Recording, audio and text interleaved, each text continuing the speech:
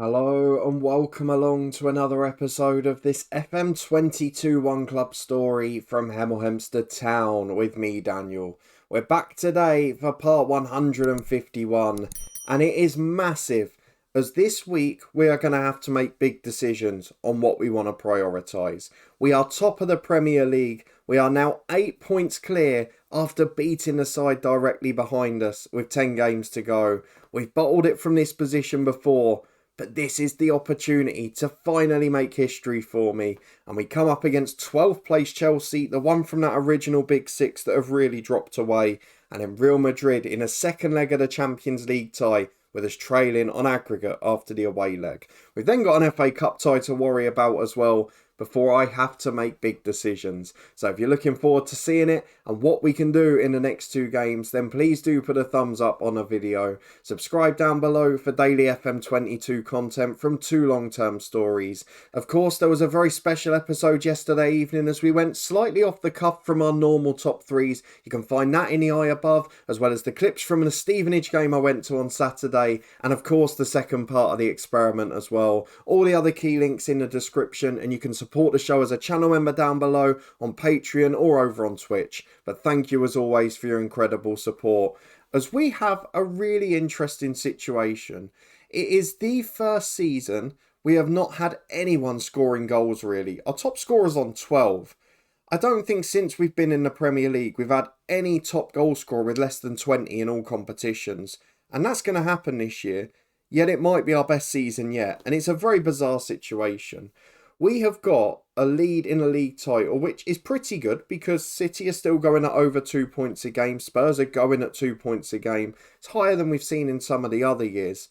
But we seem to be clawing our way through it, and particularly at home. And particularly with goals from midfield, actually, it has to be said, because our goal difference is still phenomenal. So let's have a look at the schedule for the couple of games since you were last with me. We played Crystal Palace in the 5th round of the FA Cup as we bounce back from that Carabao Cup final defeat. A 1-0 victory for the reserve side. Very good performance by the fullbacks and Murillo, the goalkeeper. Alberto Vaz proving my point with midfield goals, getting us the winner early doors in that one.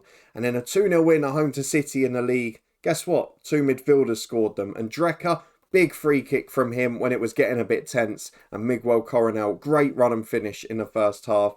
But the strikers aren't delivering this year. And I do look at this the other way. I sort of liken it to City in real life last season. Think, if they get a world-class striker, how good would they be? Like, if we could get someone as good as Mario Rica, how good would we be if we hadn't have sold him? It would be a phenomenal team to watch. At the moment, we're still doing enough to get over the line, but potentially, if we lose the next two games on camera and then to Leeds at the weekend, our season could be in tatters very quickly.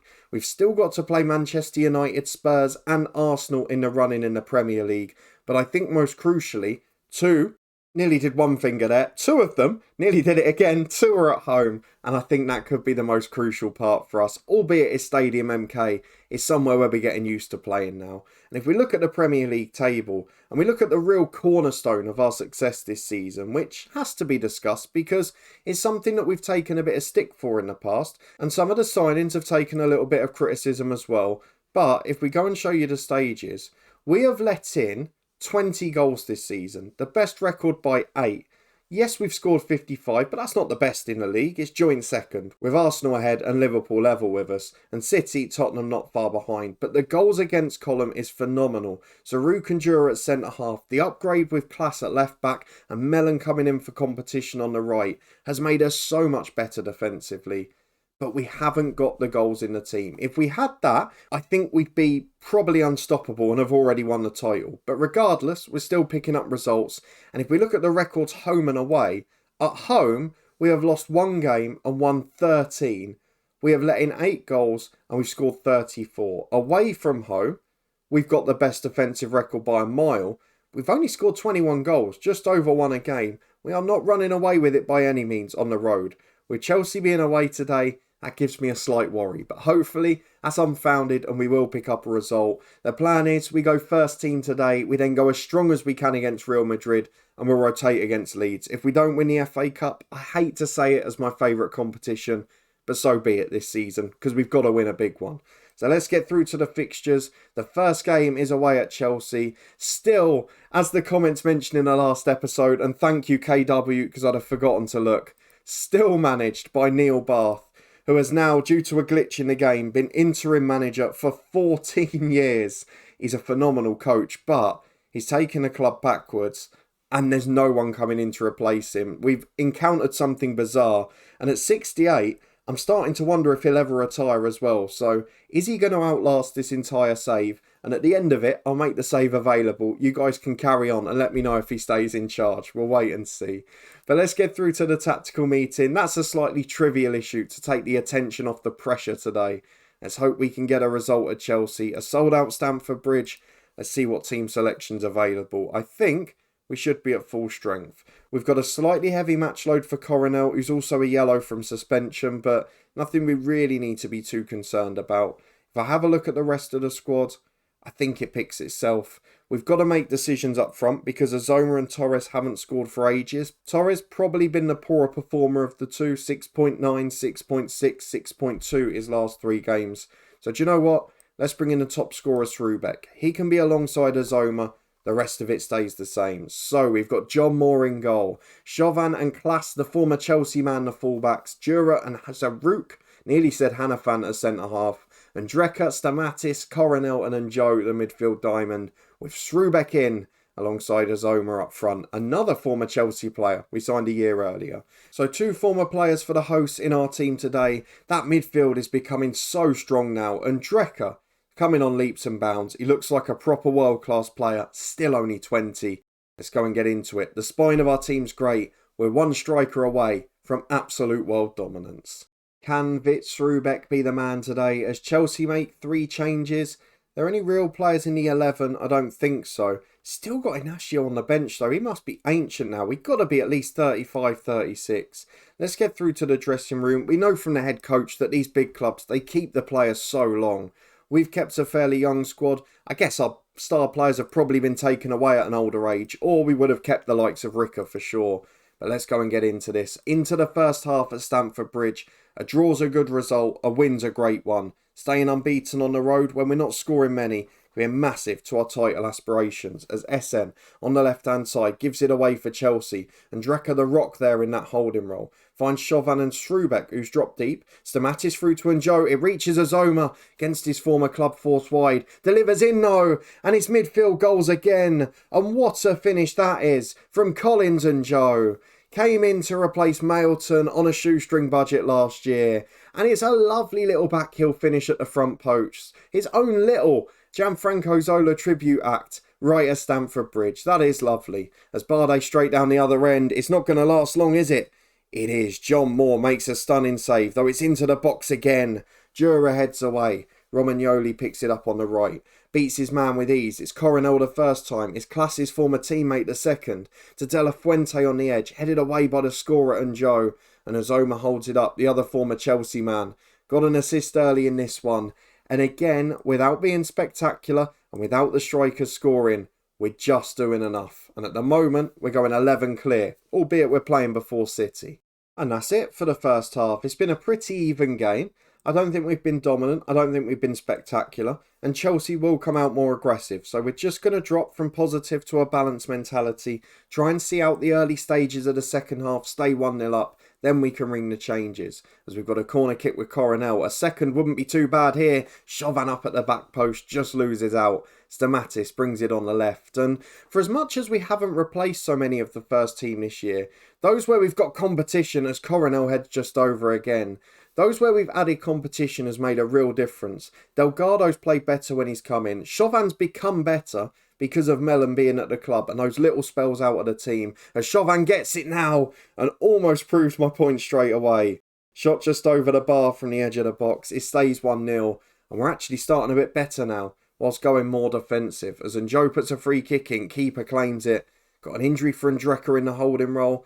I'm not too worried as De Witt is a very good replacement, but Ndreka has gone on to that next level now. As De La Fuente down for Chen, Chelsea are in.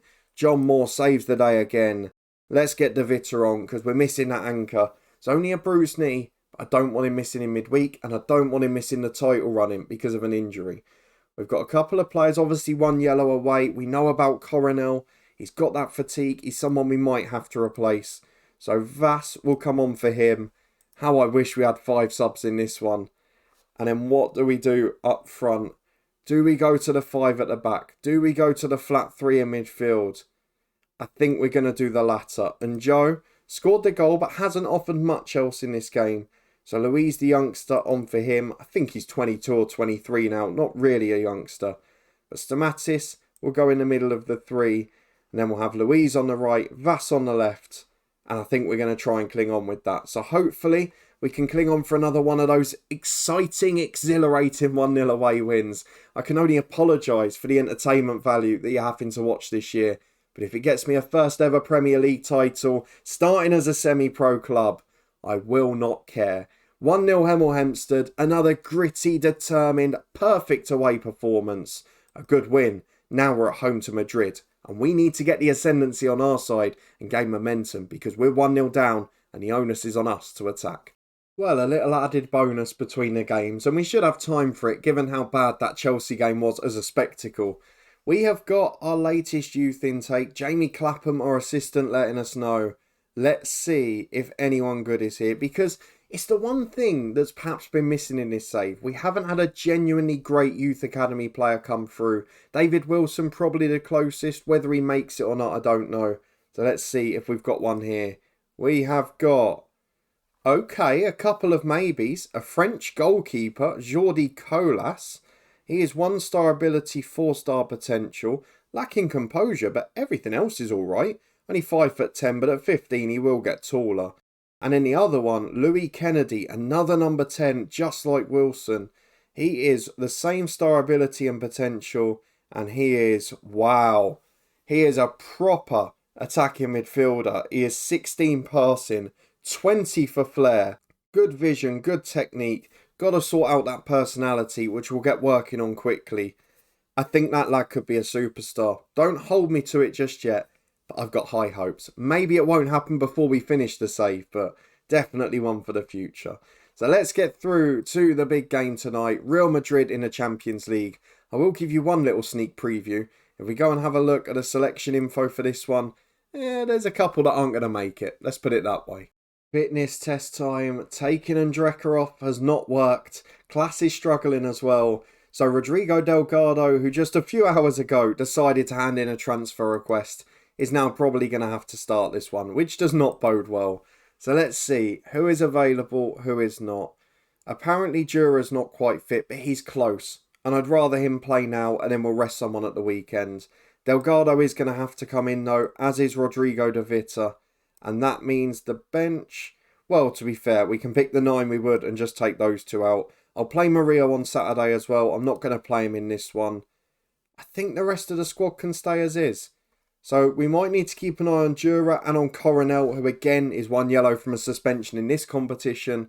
I'm going to stick with the front 2 that played okay at Chelsea. And as a result, the only changes are the enforced ones. De Vita and Delgado in, 2 who were first team last year. And out of the squad entirely go Klaas and Andreka. Through to the second leg we go, 1-0 down from the leg at the Bernabeu in the last episode. Can we bounce back and get through, or will Real Madrid put us out for the second year in a row? Well, one change for Real Madrid. It is Fatos who drops out, the long-term transfer target. Livramento still in, Camavinga still skipper. Lots of class young players around it. Barrera is one of the best strikers in the world. And Kieran Prosser, to give you an example, is better than Jura. And he's sitting on their bench at centre-half. So there's definitely some work to do. But again, if we had a great striker, I'd back us to beat them. The problem we get here is we're going to create 4 or 5 chances. And I don't know if we're going to score more than 1. So let's go and get into the second leg at Stadium MK. And just hope that Srubek or Azoma really find fire tonight. Here we are with 9 minutes on the clock as Azoma gives the ball away in the Real Madrid half. Blaser goes back to his keeper and Vieira out to Livramento, who's playing left back. Must be into his mid-30s as well, as he's up to Barrera. Real Madrid keeping 2 up front. Quite a clever move, actually. And there's the runner, Wellington. Poor finish. It was lax, to be honest. any power on it, any conviction, and that was probably 1-0. Thankfully, Moore can hold it, and we're back at the other end with a Chauvin throw. 1-2 with Srubeck, who's forced wide again. It's a great delivery, though. Diving header away as far as Wellington, and he's chipped to the left to Barrere, who's causing all sorts of trouble. Man over in the middle. We've not got our shape. On the counter-attack, they're making us look silly. Here's Dehaan into the box. Dura does well. And it's back to John Moore, who plays out from the back. De Vita in the holding role. That is aimless. And he's already on a yellow card, so concerns there. Vieira goes long downfield, headed by De Vita. Stamatis to Njo. We've got a 3-on-4, but they've got so many back. Through ball to Rubek. And again, we mentioned it. We have not got that striker who you just back to take every chance. Mario Rica would have scored that, and we'd be 1-1 on aggregate. And that's the difference. It is the only difference between that team and this. The rest of it's so much better than it was then. And we're just missing the one piece, the one area where we haven't improved. And it's come back to bite us on the backside. But there's still time yet. 10 to the break as Dura goes on a flying run down the left wing. Got Delgado in support behind him.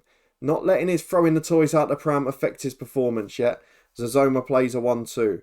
Oh, cross is blocked. That's poor. I'm going to encourage the lads because there's a few just starting to lose their morale and lose their heads there as Zazoma. Back to Coronel. Committed that stupid foul for the penalty in the League Cup final. I feel he owes us one on a big European night here. What are you doing, Delgado? You've got a 5-yard pass and you've gone back 60 to the keeper. It's out to the left wing. Delgado over to Coronel. He might have made amends there because Delgado gets the assist with a stunning through ball. That was sumptuous. Coronel provides the goal from midfield again. It's the only way we're scoring at the moment, but who cares if they keep going in as Coronel takes the corner, headed away as far as Stamatis. Down the left wing he goes, back to Dura. Support from Coronel, it doesn't quite reach him. And Dura again to Stamatis. Loves a long range shot but can't find space. And Joe over to Chauvin. Oh, that'll do. Dominic Chauvin, right-footed, 25 yards out. The right back barely ever scores unless it's with his head. That was a rocket. 5 to the break. We've scored 2 in 4 minutes and the fullbacks have been essential to it. 1 goal and 1 assist. And again, the strikers aren't scoring, but we're doing the job. We're doing enough. As Zarouk, the centre-half, is now flying down the right wing. Look at the confidence in the play. Chauvin to De Vita. Coronel turns and shoots just wide. That could have been the end of a dream half. As it is, it's 2-1 on aggregate, and it's still all to play for. But at the start of the game, we'd have definitely taken this at half-time. Let's tell the lads they're capable of more, get them into the second half, and try and do something with these strikers. We've got them motivated. One of you, please, just score a goal. As Njo with a back heel early in the second half to Azoma on the left wing. Back to Delgado, chipped up to Azoma and Njo, but just headed away. Stamatis brings it down, chips up to Srubeck, he's in, fits Srubeck straight at the keeper. Oh, give us a goal scorer and we will be the best side in the world. It is so frustrating because now the tie's not over. It's a Real Madrid corner, headed away by Chauvin, who at the moment is still the hero, but it's out to Dehaan again. Back to the edge to Poby. Shots in, it's a brilliant strike. Underside of the bar and in, John Moore has no chance. And now we're going to extra time and we're grateful for the scrapping of the away goals rule. But with 52 gone, we've had chances. And the centre forwards again letting us down. As here we are with a Real Madrid free kick. It could get ugly very quick here, but John Moore comes and claims well. He's got Delgado on the left, Chauvin on the right, get it out to them. Dura picks it up, carries it forward. The centre-halves have been great at that tonight. Delgado on the left, back to Dura. Not going to say anything about his backward passing after that assist earlier. Finds Azoma. Is a striker going to contribute here? I don't think so. Coronel to Delgado. Back to Coronel, Azoma. Back to Delgado, to Coronel, to Azoma, backing across the box and it's off the line. It's as far as Wellington on the counter-attack. This game is crazy. It could go either way. No one knows who's going to win it. And my word, that is not good. I've spent so much of the day talking up the defence. Wellington puts in a good cross, but Dura misses the header. And Dehaan, fair play, it's a great finish, but that's not good enough. And that's what happens when you play players that are on the very edge of their physical breakdown. Dura will come off for Hanifan. We're going to take off Stamatis for Alberto Vas. Switch the sides there. And I've got to take off Srubek, who's offered nothing. Carlos Torres, please be a hero. 2-2 on the night, 3-2 Real Madrid on aggregate. If I want to look at the one silver lining, make my decision about competitions easier, won't it? As we come down the right-hand side here with Dominic Chauvin to Torres. Back in towards him again, but it's under hit. Wellington can flick it away as far as De Vita. Chauvin's out wide again. Chance to get across him, but goes backwards. De Vita to Coronel. Vastu and Joe. Carlos Torres in. Is he onside? VAR will check. We could be level on aggregate. I thought he was just off. I don't want to get excited yet. Please do us a favour.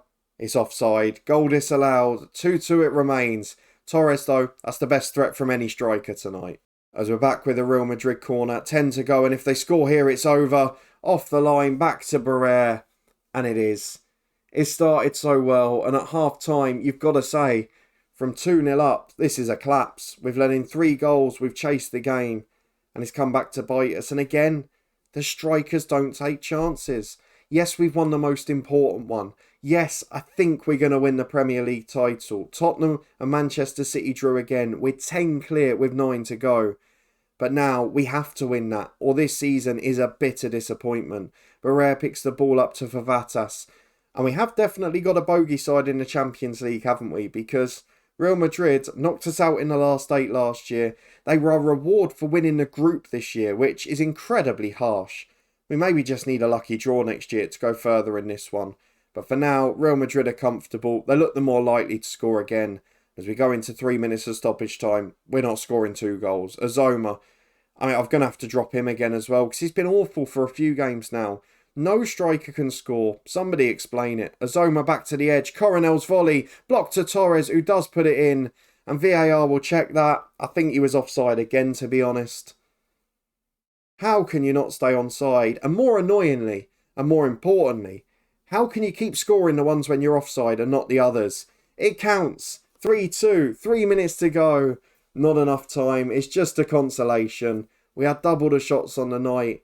Oh, the strikers do my head in. A thriller, but we just bow out. Again, Real Madrid get the better of us, but the Premier League title race is very much in our hands. Let's have a look at the schedule for when it's going to be back. Hopefully, we can really go and win it this year. Just so you're all aware as well, I currently have 15 scouts on looking for striker duty, and I am prepared to break the bank for whatever it costs this summer. However, let's have a look at the schedule first, because we are in a position with 9 games to go that we couldn't have dreamed of really in terms of the league. We have got a 10-point lead to Tottenham and City, Liverpool a point behind that, Arsenal 3 behind there, but I'm not sure any of them catch us. The crucial spell is going to be Tottenham United and then Arsenal later on. So I know it's not much of a break, but we're going to come back for Tottenham and or United, because there may be an FA Cup semi-final there too. If the Leeds game goes well with the backup side, we should still win it on paper. So if you're looking forward to that and seeing if we can wrap up our first ever Premier League title with Hemel Hempstead Town, 17 years in waiting, can we do it? Let's keep our fingers crossed. If you want to find out, please do put a thumbs up on it. Subscribe down below for daily FM22 content. We're back with Viborg tomorrow before this one returns on Wednesday. There's all the other key links, including yesterday's special and experiment up in the eye above. A massive thank you for your support as always. I will put yesterday's special above my head now. And I'll see you back here in a couple of days' time for 2 real title deciders.